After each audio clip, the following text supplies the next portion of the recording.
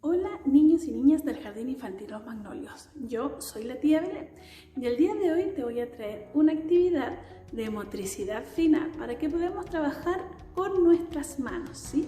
Para esta actividad vamos a usar material reciclable que tengamos en casa.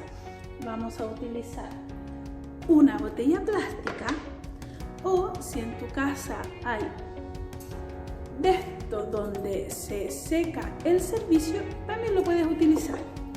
Y podemos utilizar bombillas, podemos utilizar lápices de colores o brochetas. También es muy importante que en esta actividad la puedas realizar con tu papá, tu mamá o algún adulto responsable que te pueda ayudar. Es una actividad familiar y espero que la disfrutes un montón.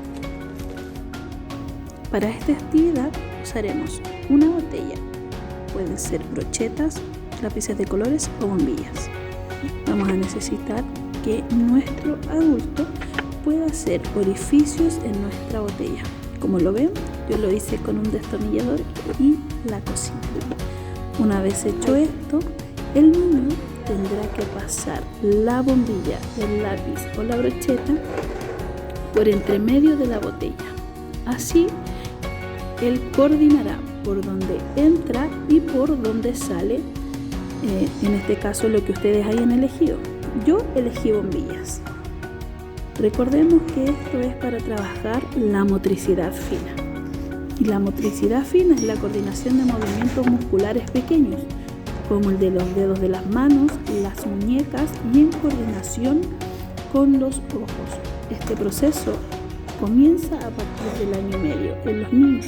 Por lo tanto, es muy importante que desde esta edad comencemos a estimularlos y hagamos ciertas actividades para ayudarles a mejorar esta habilidad, que es muy importante, ya que les ayudará al niño para ciertas tareas como cortar, rayar, rasgar, pintar y escribir.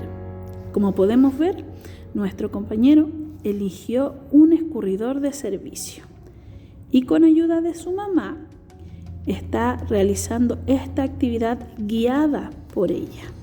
Ella le puede indicar o ayudar dónde tiene que estar ingresando las bombillas, pero el niño lo va haciendo y va eligiendo en qué orificio debe ingresar cada bombilla.